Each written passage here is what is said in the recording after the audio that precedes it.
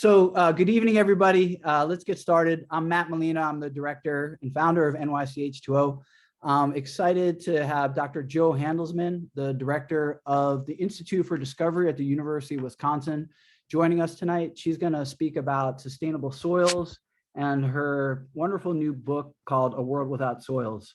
Dr. Handlesman is, as I said, the director of the Wisconsin Institute for Discovery and a VS research professor and Howard Hughes Medical Institute professor in the Department of Plant Pathology at the University of Wisconsin-Madison. Formerly, she was a science advisor to President Barack Obama, and her research focuses on the role of small molecules on the structure and function of microbial communities. So I am very excited to introduce Jo, but before I do, I just want to, I got ahead of myself, and I just want to let people know, if you're new to H2O, we are an environmental education organization, and we provide a lot of in-person programs in city parks about water ecology, and we invite you to join us, and you can find out about those programs on our website.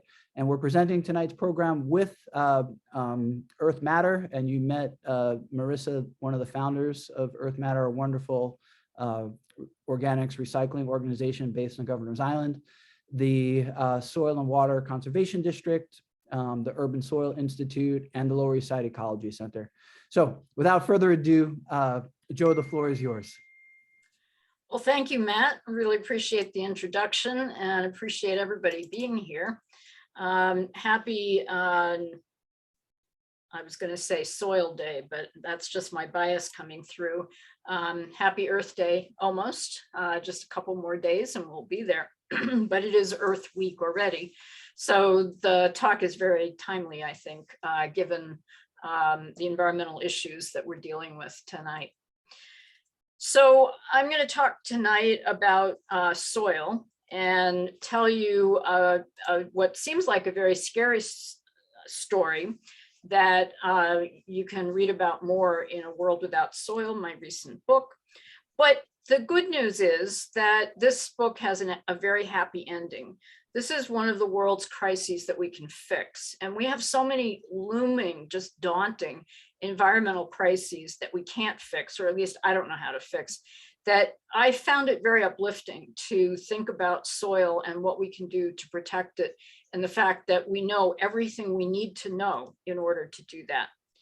So before I get to the happy ending, I need to tell you the rest of the story, which is, first of all, what is soil? It's one of the most complex substances in the world, so I think it's worth talking about its composition. Talk about soil and human health and all the things that it does to sustain us.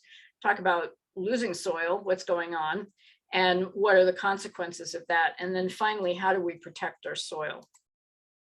So this is probably one of the most familiar substances in our environment. It's essentially ubiquitous. Wherever you are, you're probably standing on soil or sitting on soil at some level.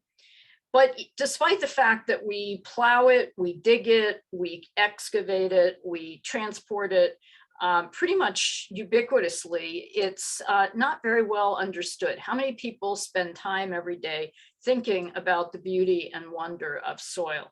That's what I do.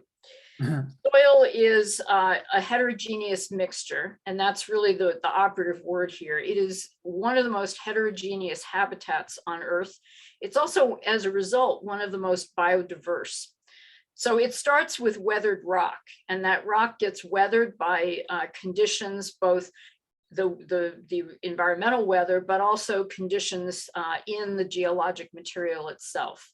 It's rock and minerals, and these break down to different sized particles called sand, silt, and clay, and they're shown here. The sand is very coarse, the silt is medium, and clay is very tiny particles, and finely can get very finely packed. But the real activity in soil is the organisms. So there are plants, animals, and microorganisms in every teaspoon of soil that are both living and decomposing.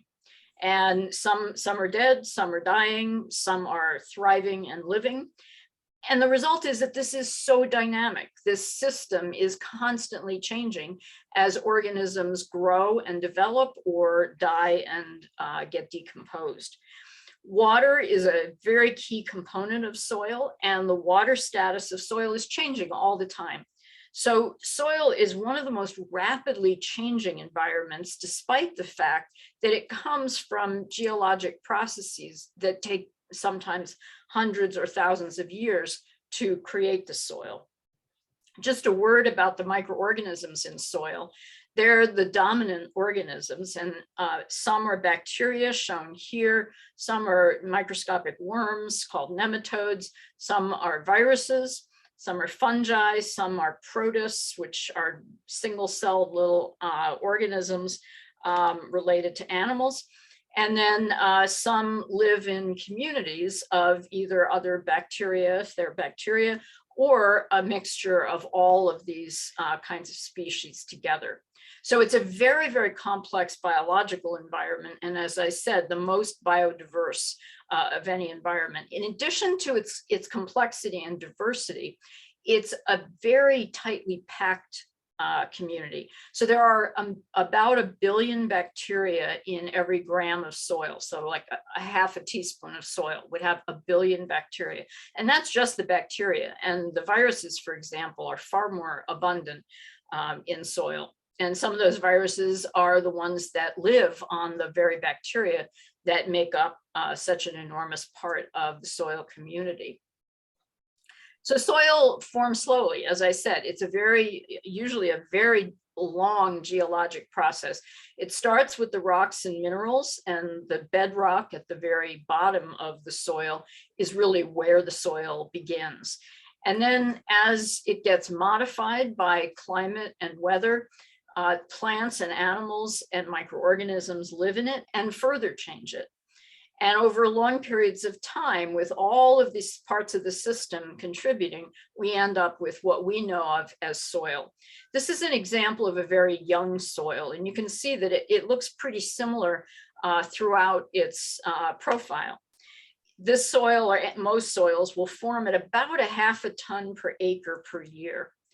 But a more mature soil will look something more like this, where after many, many years of weathering through water and temperature changes, and then of course, all the microbial activity, you start seeing the minerals creating different colors at different levels. So for example, in this, what we call horizon or level of the soil, you see it's kind of bleached out. And that's because the water that has trickled through the soil has removed the iron and other minerals that give it its color. That iron gets deposited in the next layer. You can see it here in a very oxidized form that gives it that rich color. And then as you go down the soil, you get closer to the bedrock, and the soil begins to resemble rock more and more as it gets closer to the bedrock. But most of what we're going to talk about tonight happens in this very top layer called the topsoil, which is probably what most people are most familiar with because it's close to the surface. That doesn't mean that the rest of the soil isn't critical, but it's where a lot of the activity is going on and where a lot of the loss is happening right near the surface. So most people, if you ask them what soil is good for, would say that soil is good for food production. And I show this particular photograph because it's a photograph taken by a Ukrainian photographer, Anton Petrus, who knew all about the magnificent soils of Ukraine. When I wrote to him and said, "Do you think you could go out and get a picture for me before the corn gets too high to show the deep, dark, rich, and very, very fertile soils of Ukraine?" And the word that is known among soil scientists for this particular kind of soil is Chernozem, which is Russian for black earth. And so I asked Anton, I said, "Do you know where the Chernozems are? Do you know what Chernozem is?" And he said, "But of course, I'm Ukrainian." And that captured the pride that the Ukrainian people have in their soils. And they should be proud because these soils are unlike just about any soils in the world. They're probably most similar to some of the US soils in the Midwest. But even then, we don't have nearly the depth of topsoil that Ukraine does. Some of these soils will go down 5 feet. That's just the topsoil, will be 5 feet deep. And they produce incredible volumes of food, so that Ukraine is known as the breadbasket of Europe. And this soil is, it's not an accident that Ukraine is repeatedly invaded by other countries, because this soil is an incredible asset, and soil is not a renewable asset anymore. So the value of soil for human and planetary health is enormous. It's beyond just food production that we associate with it. The other thing, which is appropriate to this group, is the production of clean water. And so here you see water that's been pumped from deep in the earth, from the groundwater. That water started as surface water. And as much as we wouldn't lap up the water from a puddle on the street or in a field, that very same water, by the time it gets to be groundwater, has been thoroughly purified by the soil. The microorganisms and the soil geology and minerals take most of the impurities and toxic substances out of the soil as it trickles down the profile down to the groundwater. And that's why most of the world can drink the groundwater that is under them, because the soil has done this great job of purifying the water. Soil is also the home to more biodiversity than just about any other location on Earth. And it also is the source of most of our antibiotics. So about 3/4 of the antibiotics that we use in clinical medicine come from bacteria that live in the soil. This was discovered to be a very rich source of antibiotics back in the 1940s. And for decades, the drug companies sampled soils all over the world to isolate bacteria that produce antibiotics and find new antibiotics. And that was very productive until the drug companies began to realize that they could make a lot more money on long-term chronic disease than the acute diseases caused by bacteria. And that's what led to today's antibiotic crisis. The other thing that soil does extremely well that is really rarely mentioned in the climate discussions that I hear is that soil is a fantastic carbon storage arm of the earth. And let's just review very quickly the carbon cycle of how carbon gets into the earth. So obviously the sun is the energy behind all of carbon fixation, which happens through the process of photosynthesis carried on terrestrially by plants and trees, and in the oceans largely by bacteria. This process takes carbon dioxide from the atmosphere, and using that energy from the sun drives the reaction that turns carbon dioxide into sugars and other plant material. That material is used to create the plant, to synthesize all the different proteins and lipids and nucleic acids and carbohydrates needed by the plant.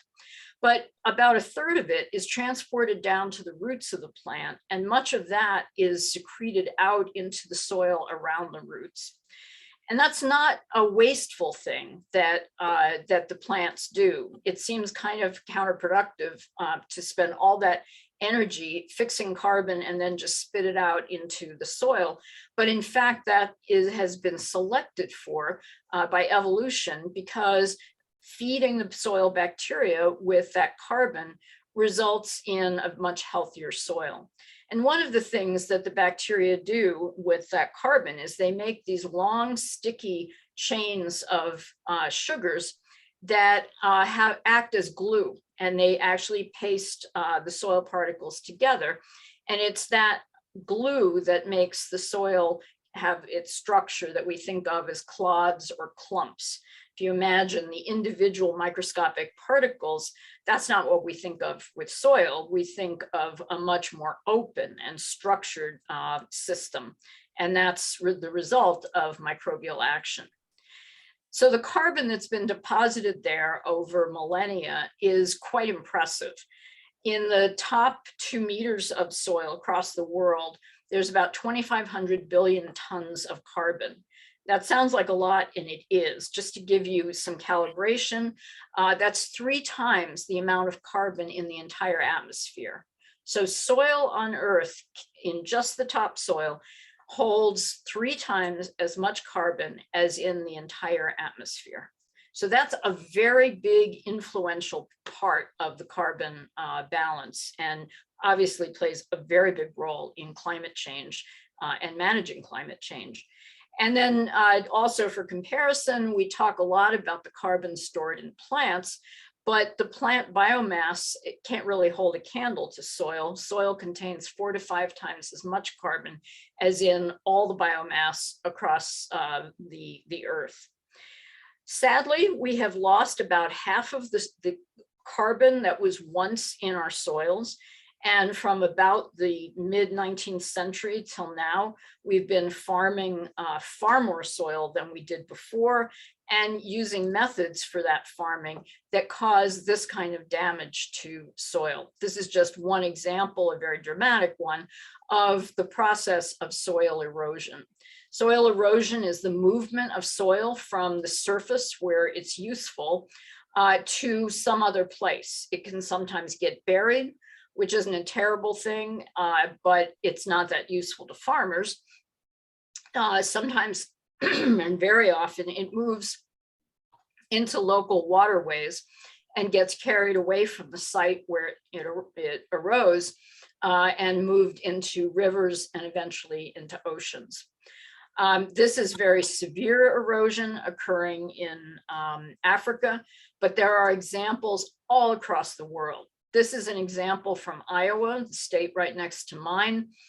Every place that you see these sort of light tan spots, that is where all of the topsoil is gone. And that means that the farmers are essentially farming on the mineral rubble underneath the topsoil if they are able to farm at all at these sites where they've lost their topsoil.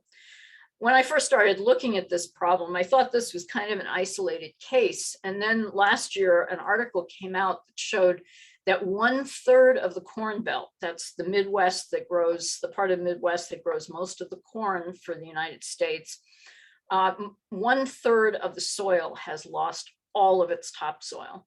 1/3 of the Corn Belt, that's the most fertile part of the United States, and it's a vast tract of land just down the middle of the country, and 1/3 of that land has no more topsoil. So that gives you a sense of where we are in this crisis.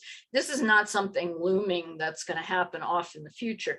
This has already happened, as you can see in this aerial photograph in Iowa, which again is one of the states with the best soil in the country, and you can see how badly eroded it is.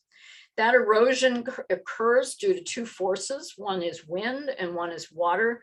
Most of the soil erosion in the world occurs because of water, and basically raindrops. The momentum and force with which raindrops hit soil is directly responsible for breaking up those clods and clumps that give the soil its structure and reducing the soil to single particles, which are much easier to remove by water movement. And so that is the thing we need to deal with as we're protecting soil, is the forces of water and wind that remove the soil from the locations where it starts. Our national average in the United States for soil erosion is about 5 tons per acre per year. And that's a very rough average. The variation from that average is enormous. In Iowa, for example, there's acreage that consistently erodes at 25 to 50 tons per acre per year. Now, you may remember I said that soil forms at about 1/2 ton per acre per year. So already we're looking here at rates of soil loss that exceed 10 or 100 times the rate at which soil is generated. And there are weather events occurring all the time in the summer in the Midwest that will rapidly erode enormous amounts of soil. A few years ago, there was one rainstorm that eroded 50 tons per acre across thousands of acres of Iowa, and that happened in one afternoon. So there you are at 100 times the annual average rate of soil loss, 100 times in one afternoon. So the United States Department of Agriculture keeps track of soil erosion, and based on some legislation that happened in the 80s, the soil erosion rates began to drop. And so what you see here are the average rates of soil over about a 30-year period. And you can see that at first the rates dropped after this Soil Conservation Act was passed, but then it started leveling off, and that's when the Farm Bill started changing, and the ability of USDA to actually monitor farmers' practices to conserve soil were severely curtailed. And so that you can see that very plainly here, that without the accountability factor, USDA was unable, its hands were tied and it was unable to do its job holding farmers accountable. And there's some evidence that these rates may be going slightly up again. We're not sure. The interesting thing about these data are that the water erosion, which is shown in the turquoise here, is two kinds of erosion called sheet and rill erosion, which is the erosion that occurs on the surface of the soil. And I'm going to come back to that in a minute.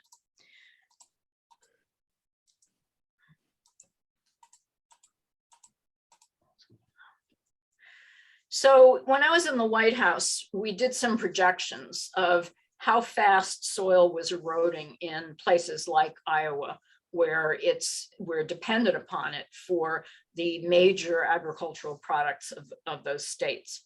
So we started with the assumption of an average soil in Iowa having about 1,000 tons per acre of soil. And we said, if we're eroding at what the USDA says is the average, which is 5 tons per acre per year, how fast would we run out of soil on that land? And so this is for 5 tons per acre. Sorry. You can see that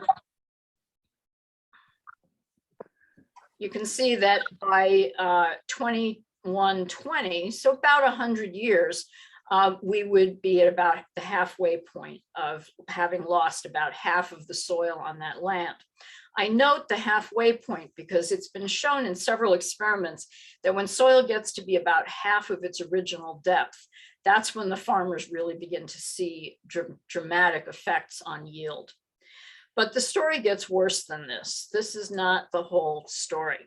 As I mentioned, USDA just measures the rill and sheet erosion at the surface. But one of the major ways that soil is also eroded is what's called ephemeral gullies. And these are gullies that form in single rainstorms often, and then will often fill in and go away. But what happens is that there's a tremendous amount of soil movement during these very rapid accumulations of water.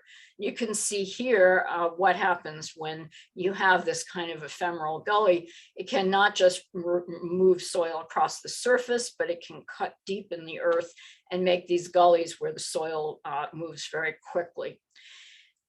Interestingly and sadly, the USDA numbers that I showed you 2 slides ago only account for sheet and rill, which only account for about half of the erosion. They don't address ephemeral gullies at all because it's very difficult to measure erosion in ephemeral gullies. So already we're probably saying that the average erosion is closer to 10 tons per acre per year rather than 5, given that we're not accounting for the ephemeral gullies. So let's look at some of the other scenarios that we calculated in the White House. So this is the 5 tons per acre per year loss. If we look at 25 tons per acre per year, which is not unreasonable, there are thousands of acres across the Midwest that are eroding pretty steadily at this rate. You can see that at that rate, we would run out of soil on those sites by about 2060, and we would reach that important halfway mark in about 2040. So that's starting to get pretty close. If we look at the higher erosion numbers, 50 to 100 tons per acre, we reach the halfway point at in just a few years for 100 tons per acre, and 2030 for 50 tons per acre. And in just a decade or two, we would be out of soil on that land.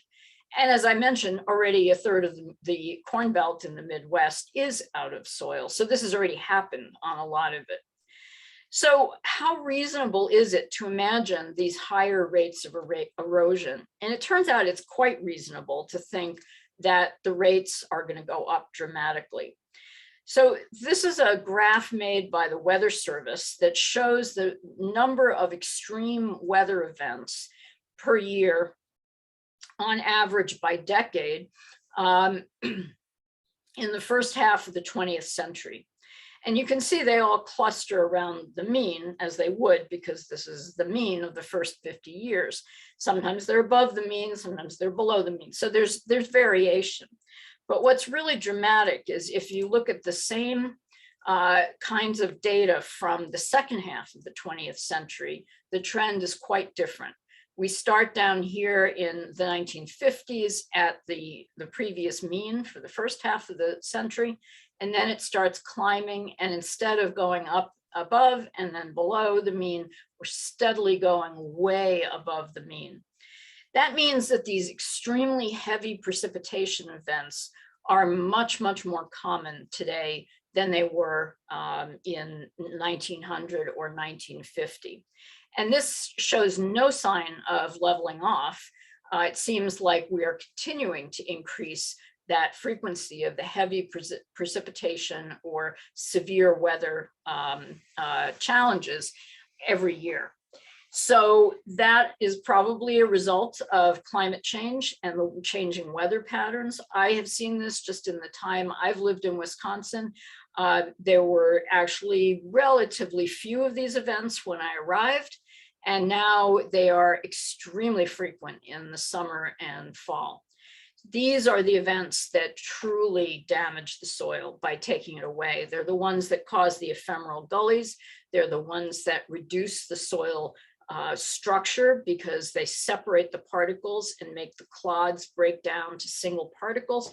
And that makes the soil easier to move across the surface or into gullies. So that says that these more dire predictions are going to be happening on more and more land. And this very scary scenario of losing all of our soil within a decade or two is going to extend across many, many thousands, if not millions of acres of farmland in the United States. There was a study a couple of years ago that showed that 25% of Iowa cropland has no topsoil at all. So that was the precursor for this evidence that a third of the Corn Belt has no topsoil. So these numbers are of complete soil degradation and loss of topsoil are not unreasonable. And in fact, they're the very likely scenario. So what's going to happen if that happens, if we have land without topsoil? Well, the first obvious one is crop yield reduction. And in some areas, farmland won't even be able to be farmed because there won't be any topsoil to farm. There's immediately less buffering of floods and droughts, which are becoming more frequent because of climate change. And at the same time, the soil, which can act like a sponge, and it can hold water for droughts and it can absorb water during floods. If we don't have topsoil, then we have no surface that is able to buffer those floods and droughts. It also means we have less land that is productive to feed what is going to be an enormous population. By 2050, we expect the population of the world to be at about 10 billion.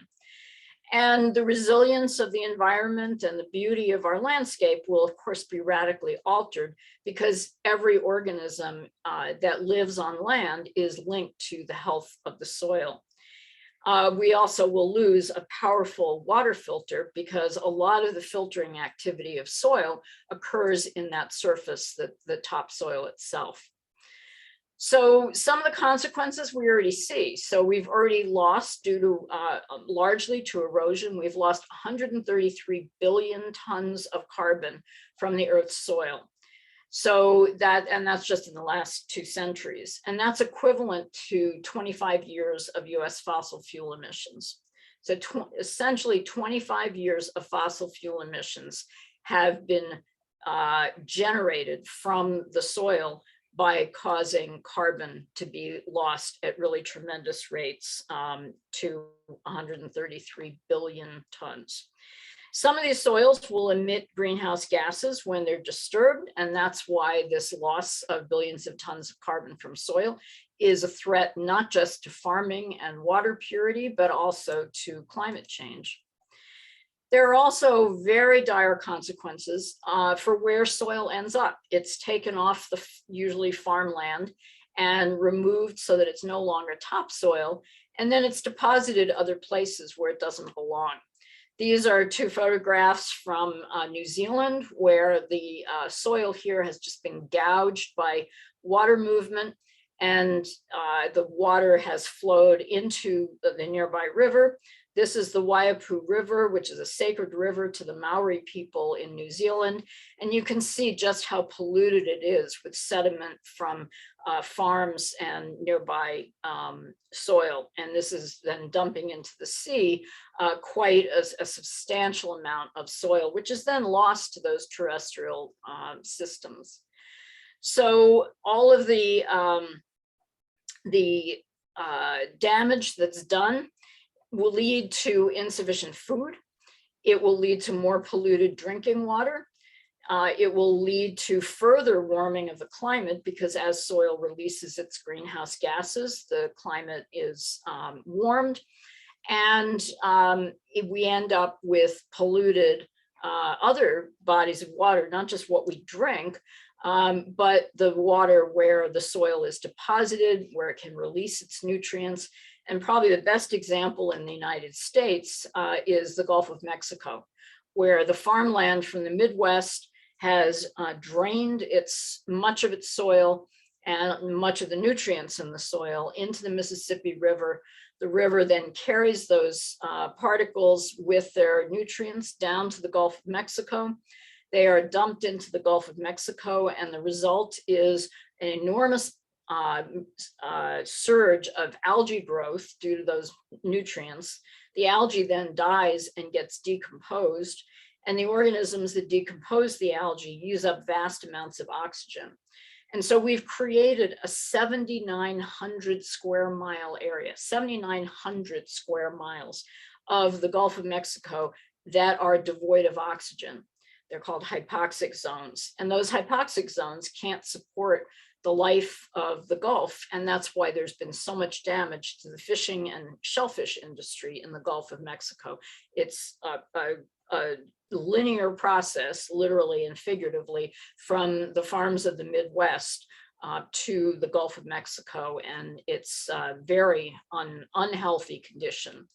And then finally, we may be losing a major resource for drug discovery. We don't know if every antibiotic that we found could possibly be found in another soil, but we do know that several antibiotics have only been found once.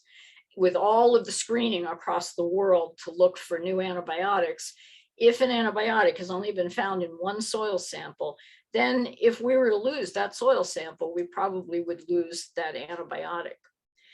But the good news is that there are many solutions. There are many groups across the world that are preserving soil, cleaning soil, and enriching soil. So one example is the surge in microgardens in Jakarta. And a lot of this was actually due to COVID. People in the cities began to grow their own produce because of their lack of access to rural vegetables that had been grown. So they started growing their own. And that has become a massive industry in Jakarta. This is an example of one of the urban gardens where you see they're using stacked layers or vertical farming to make the best use of the urban land. That the micro gardens are sort of at one extreme, and then there's this urban garden in Paris that's on a rooftop that is 1.3 hectares in size, so an enormous garden, and the entire rooftop is dedicated to that garden.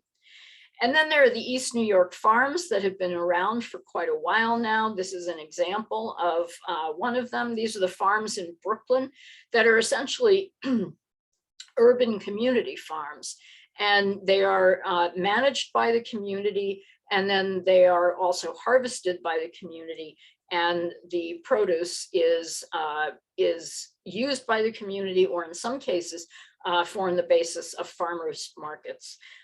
This one in Brooklyn is just one example, but there are several of these around the city that I'm sure many of you know. One of the things that the urban gardens do is they tend to enrich soil where they are found. People in the East New York gardens are great at using compost, which is a wonderful way to make the soil deeper and add to its organic matter, make it richer and less likely to erode. New York City is the home of the very first soil bank or soil exchange in the world. It's called the New York City Clean Soil Bank.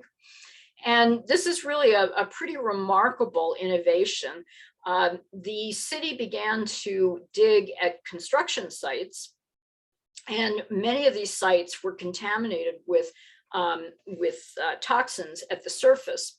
And so in the old days, they used to just cart all the soil away from these construction sites and put them at a dump site.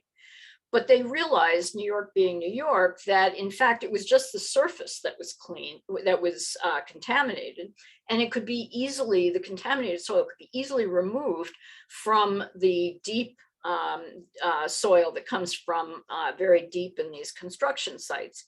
So they clean the soil, and then they make that available for many, many uses across the city. In the first 5 years that the soil bank existed, they delivered 500,000 tons of soil to farms and other sites around the city.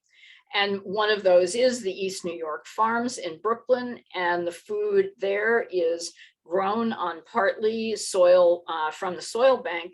But the people there didn't want to be dependent upon the clean soil bank. So they also started making their own soil using compost, and they started collecting food waste from the neighborhood that grew and used the food in the gardens.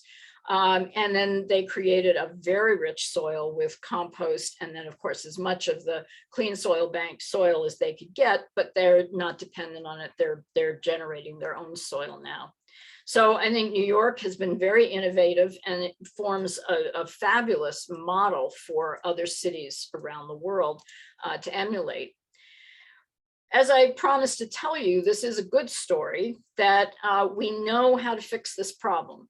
There are 3 sustainable farming practices that are obviously practiced in urban gardens, and that's one of the reasons these gardens accumulate such healthy and rich soil, but are not typically used in large-scale farming, and that's where we have to make some changes.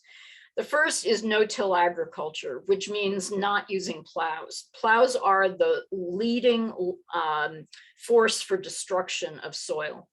And that's because they break down the soil structure and make it much easier for the soil to erode.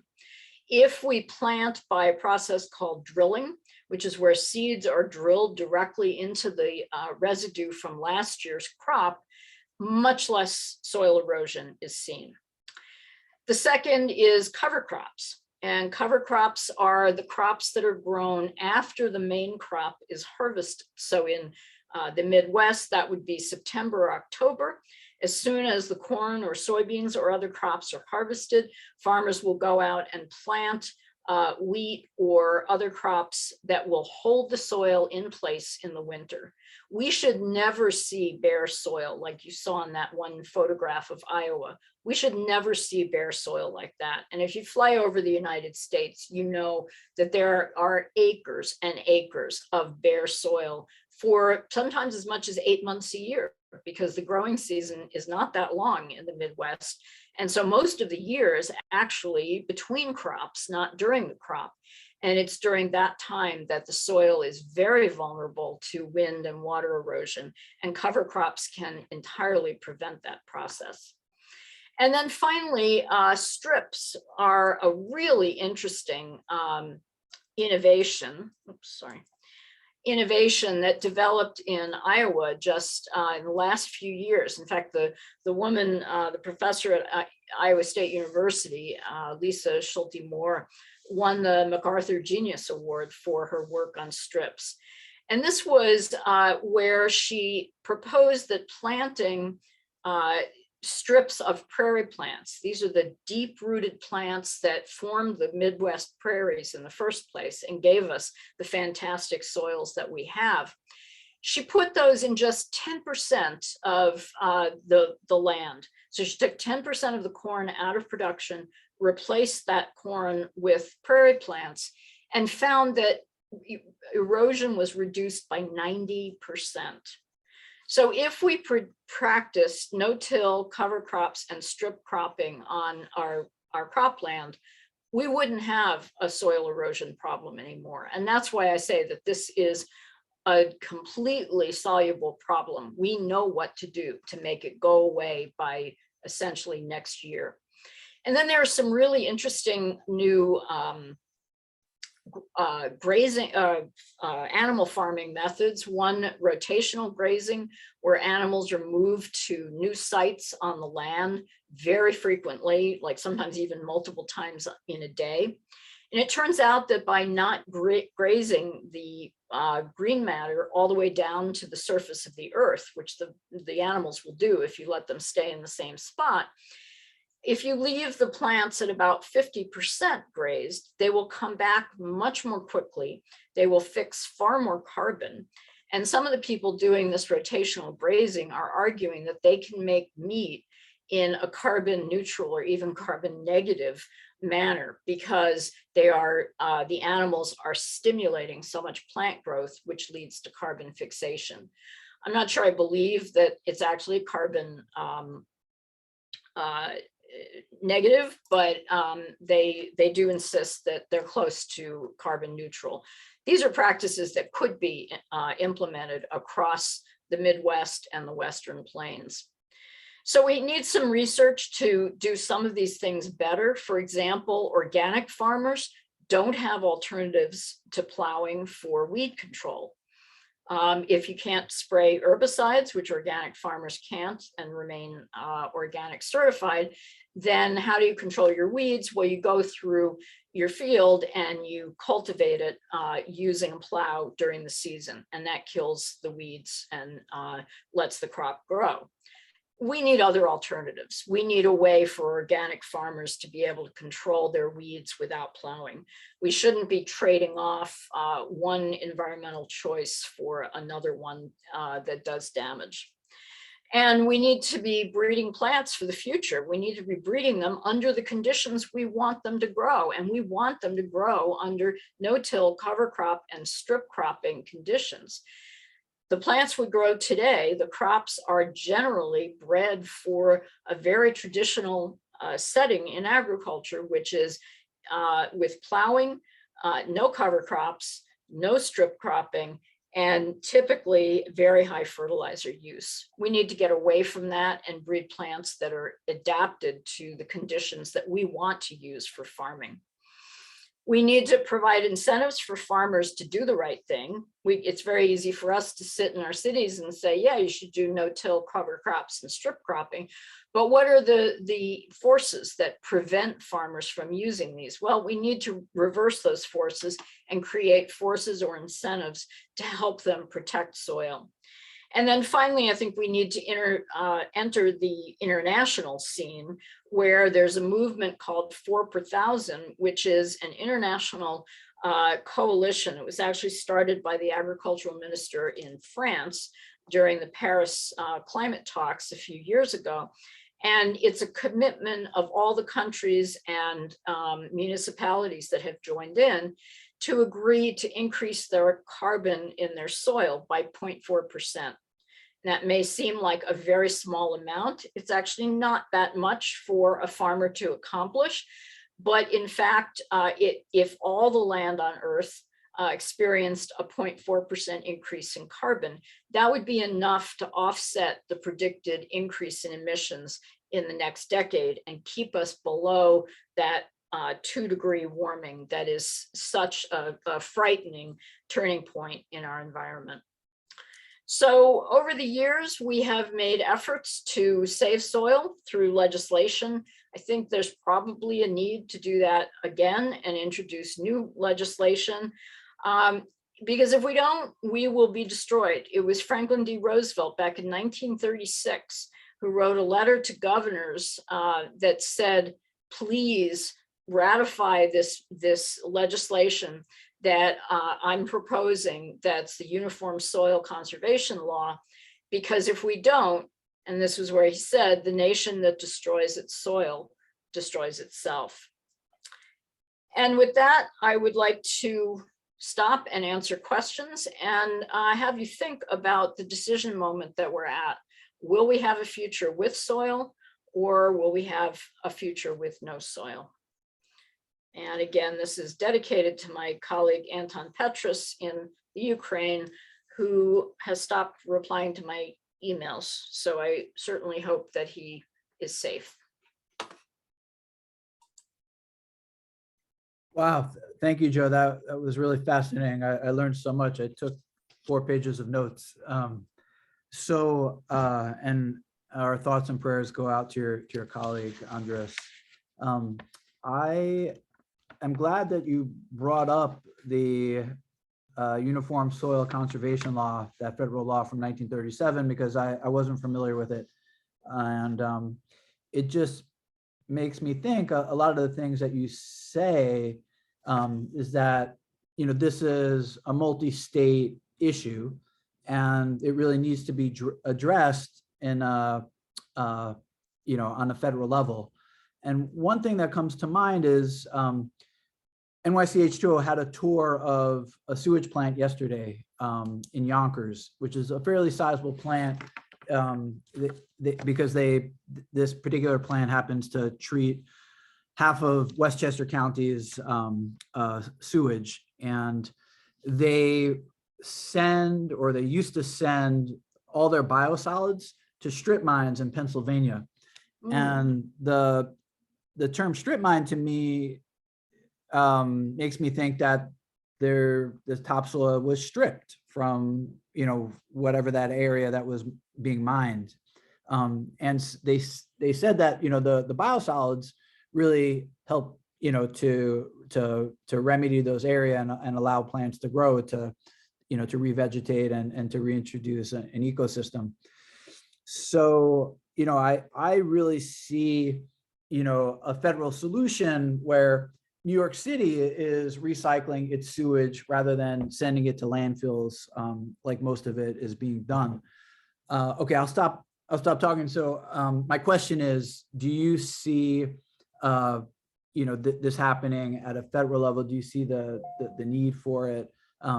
What do you think? And before I stop talking, everyone, please feel free to get ready to ask your questions. You can put them in the chat. You can also come off of mute if you like. Joe, sorry. What do you think about that?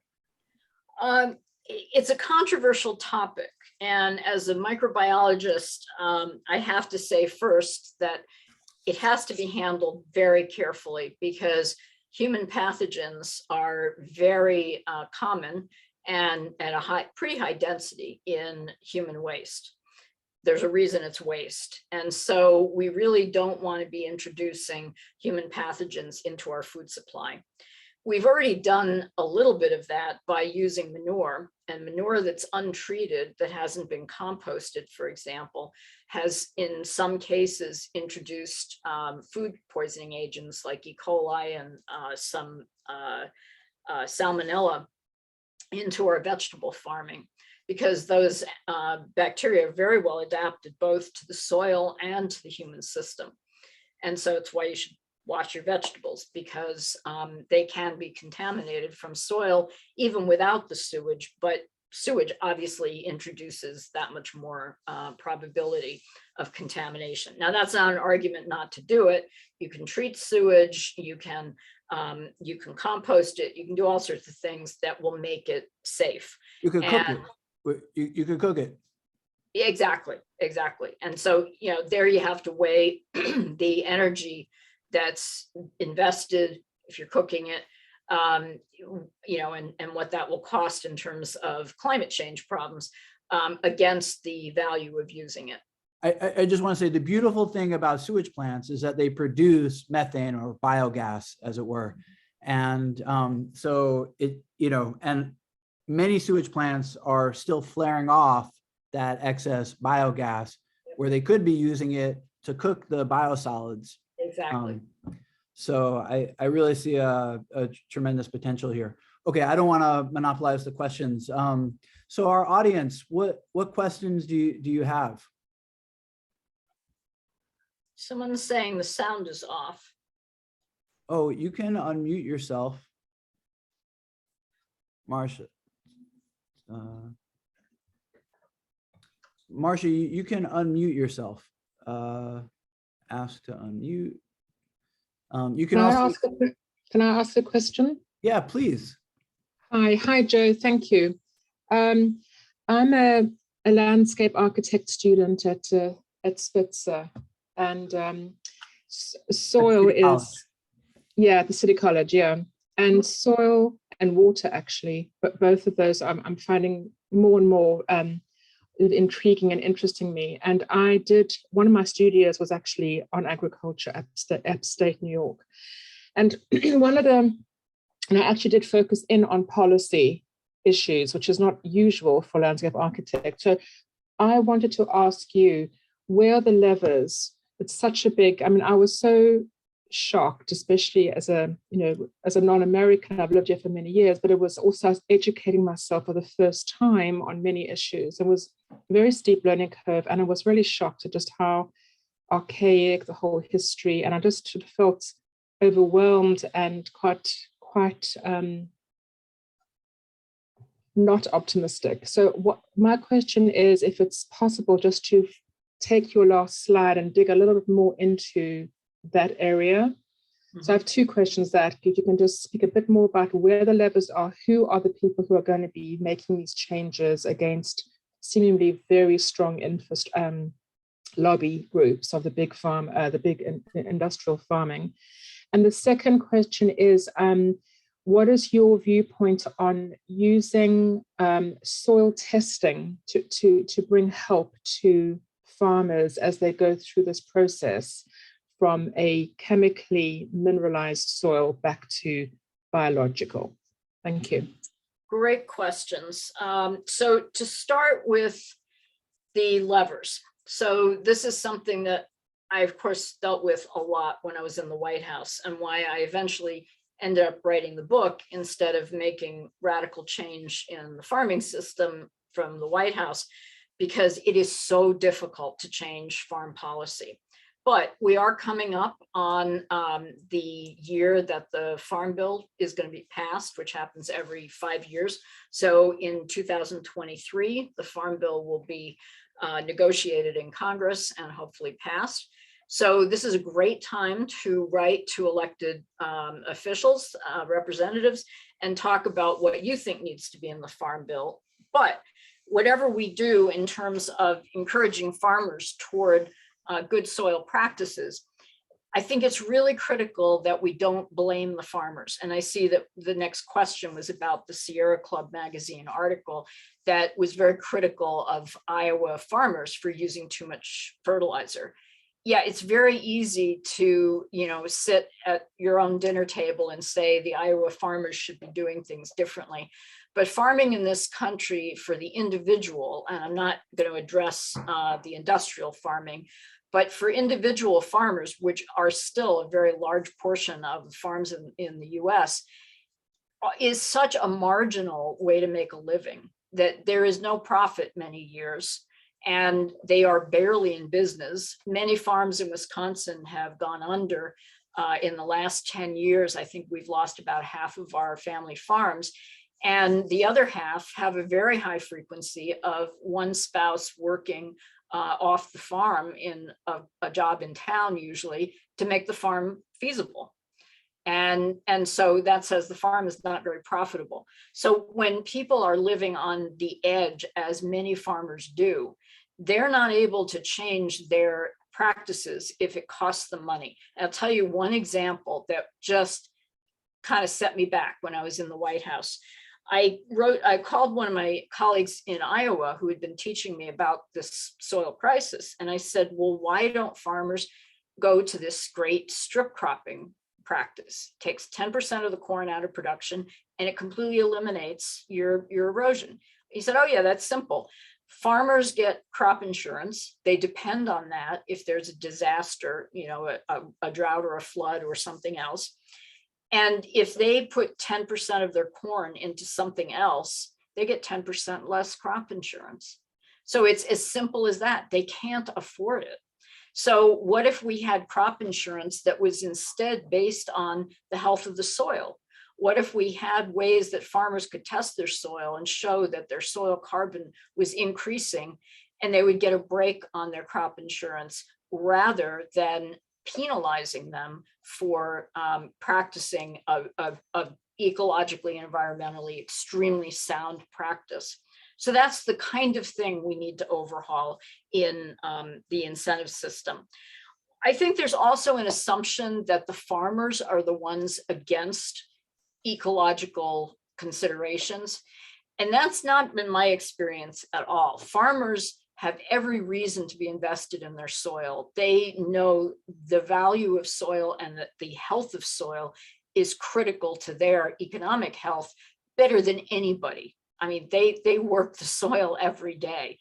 So farmers want healthy soil, but they also have consideration, and many of them want to pass healthy land on to their children or be able to sell it someday, and they want it to be as healthy as possible. So they have every reason to nurture the soil. But again, it comes back to economics. And the forces against that are much more industrial. They're not the farmers. And that's why I think people were so upset about the Sierra Club article, because farmers are just trying to survive.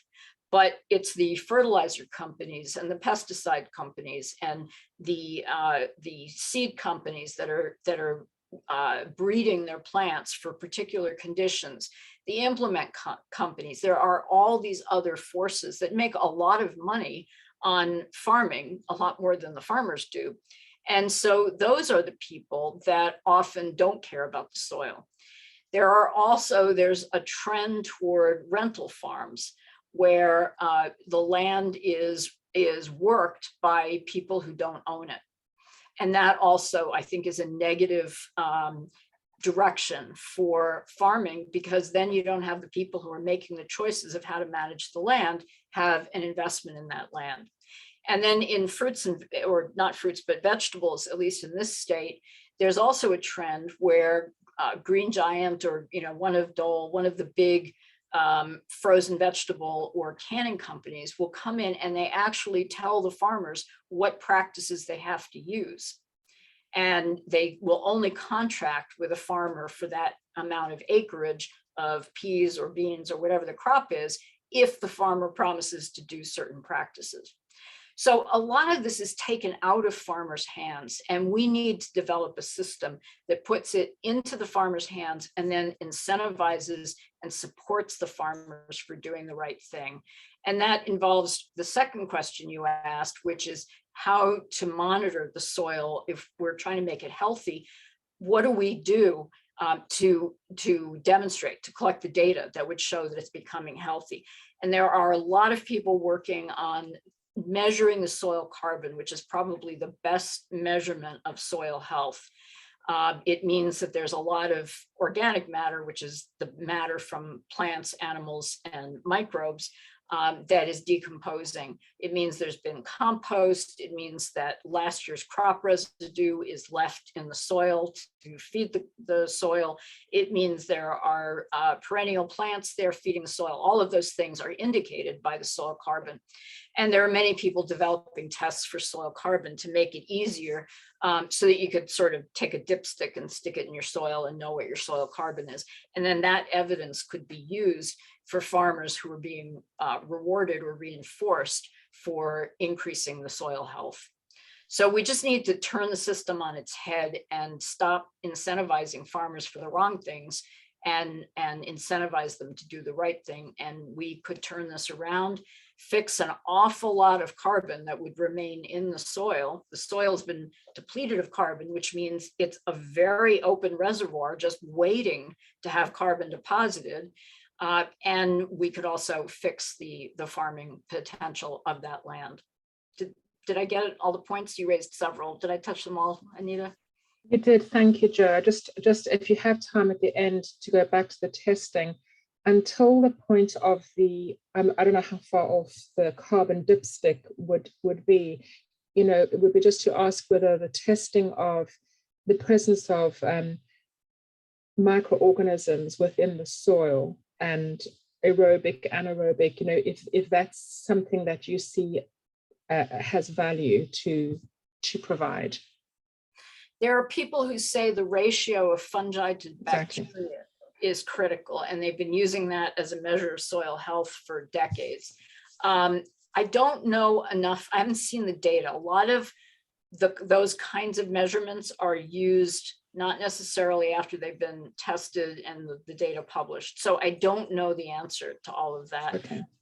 But I know that many groups are looking at the microbial content of so-called healthy soils and not healthy soils, so that we can recognize, we can have markers for soil health besides just the carbon. So I can't give you a clean answer to that, but I think all of that is on its way. It will be doable within the next few years. Okay, thank you very much. Thanks for your question, Anita. Jorge asks, can natural compost compete against chemical and industrial fertilizers? Yes. Natural compost is one of the best things to incorporate into soil because of its organic matter, which chemical fertilizers don't bring with them. They just have the chemical, the nitrogen, phosphorus, and potassium that the crops need. You can prop up yields of plants on really bad soils for some amount of time with very heavy fertilizer use. And obviously that's not a very good thing, because a lot of that fertilizer will end up in groundwater or streams and rivers. And that's not where we want it. That will be polluting and damaging. If we overuse nitrogen, we also see a lot more nitrous oxide produced, which is one of the very worst greenhouse gases.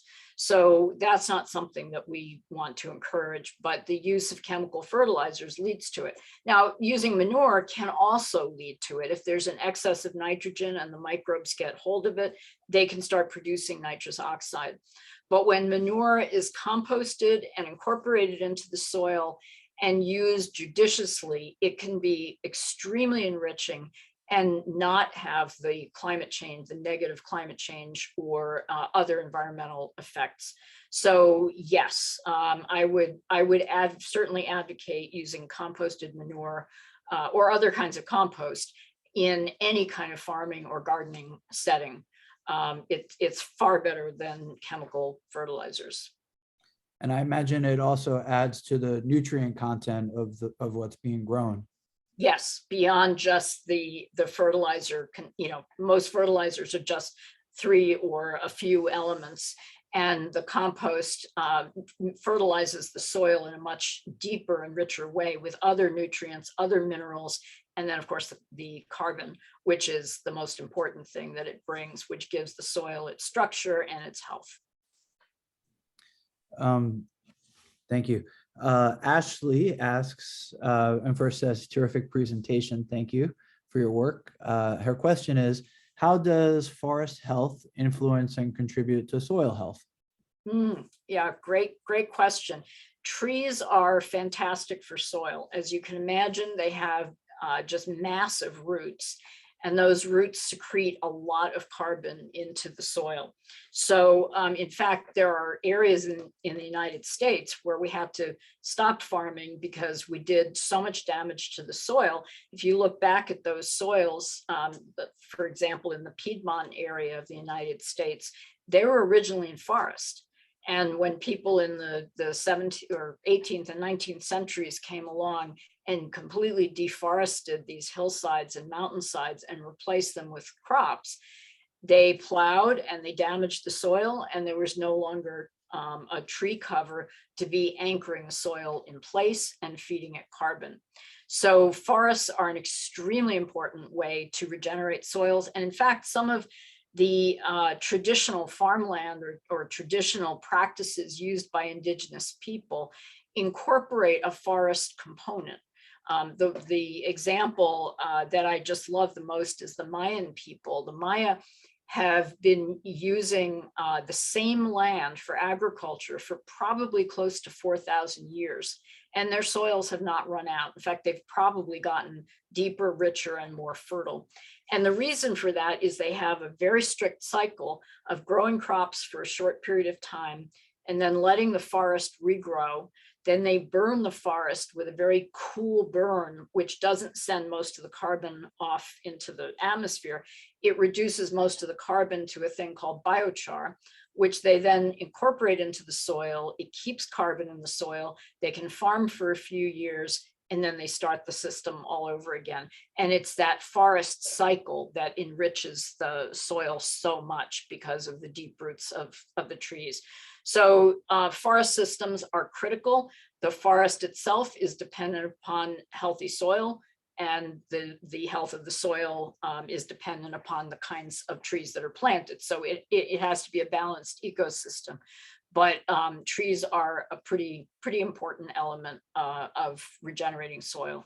I think that answered Ashley's question. I see there's another one ahead that Louisa asks, if we're gardening, should we be testing our soil? Yeah, I think all soil should be tested. And that's partly to make sure that there aren't contaminants in the soil, because urban soils can be quite contaminated with toxins, but also to find out what your soil needs. And if you have very acidic soil or very basic soil, you want to know what to incorporate into the soil to make it healthier. And sometimes you can be doing exactly the wrong thing for the soil. Maybe you have a soil with extremely high pH, and then you add lime, as some gardeners do. Well, you're just raising the pH further. That's not going to help your plants. It's not going to help the soil. Same with nitrogen. If you have lots of nitrogen in the soil, you don't want to be adding nitrogen fertilizer or a lot of compost. So I think soil testing is really important, and you can usually, in most areas, and I know there are extension agents in New York City, you can call your local extension agent associated in New York's case with Cornell University, and they can give you all the information, or you can go online and find their brochures about how to grow various things, including gardening and crops, local crops in an urban setting. Cornell has a particularly good program on urban agriculture, so I think that's a great resource. Thank you. And also Brooklyn College, I believe, offers free soil testing for community gardens. So you can reach out to us, or you can go on their website, and we can try to get that information for you. Let's have two more questions. And then if there are more questions, you guys are welcome to email us at H2O, and we'll get the answers from Joe.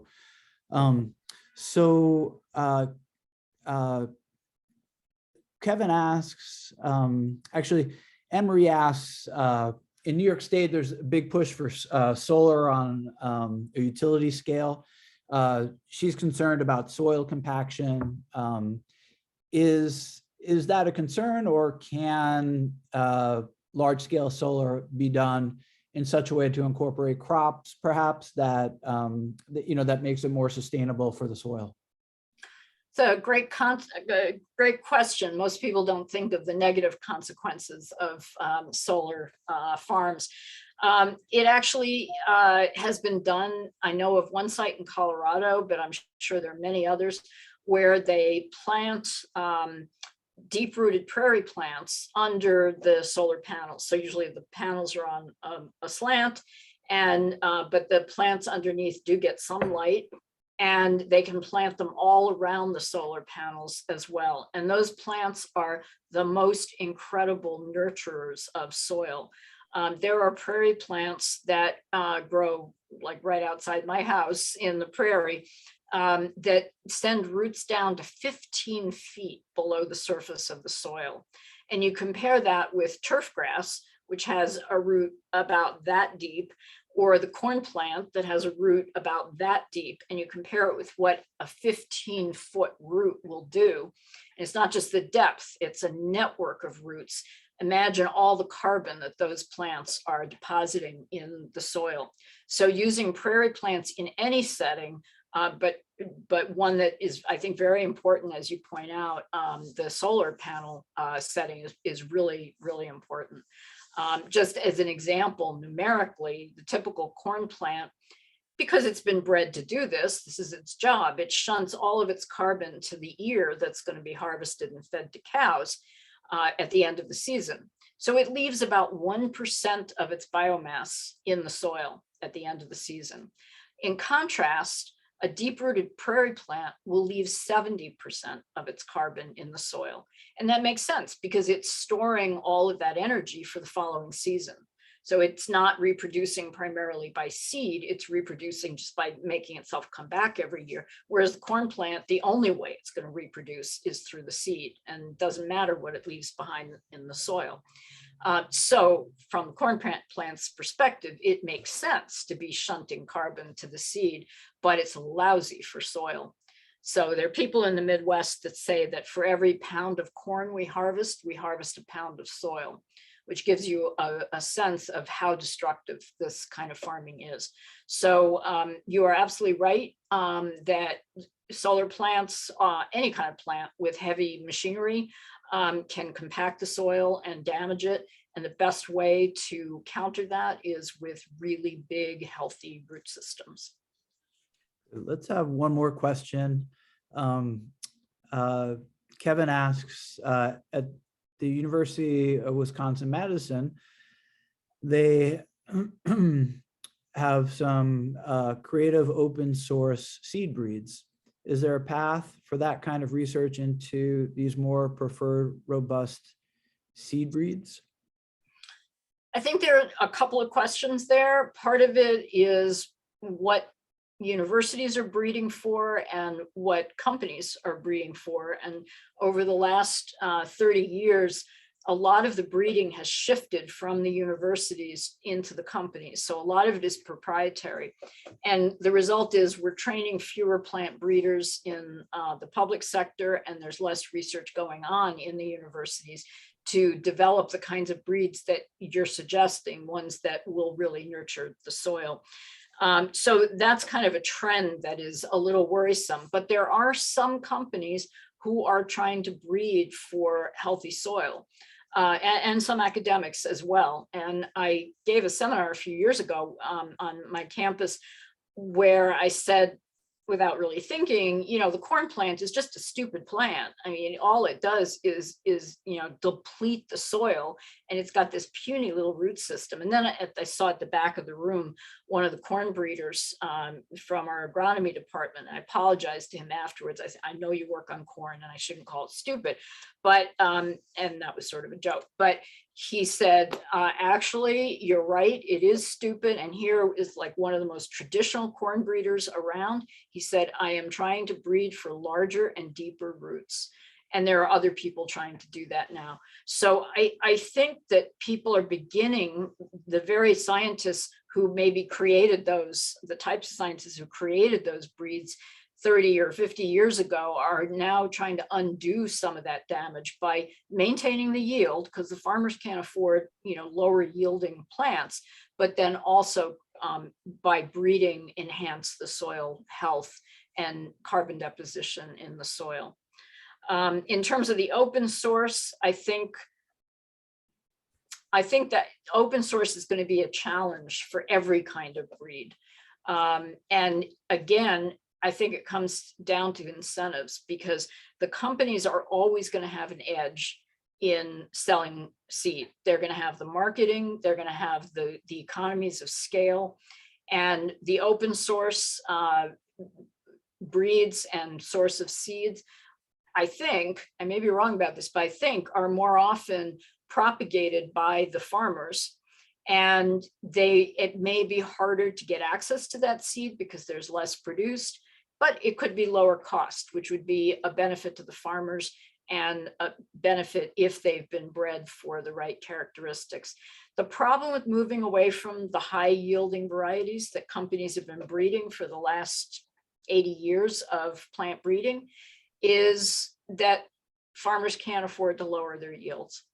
And so that's one of the problems with some of the non-industrial lines of plants, is that they may not have caught up in terms of yield. And that's a very general statement. There are certainly ones that are doing great, but it may be a challenge for others.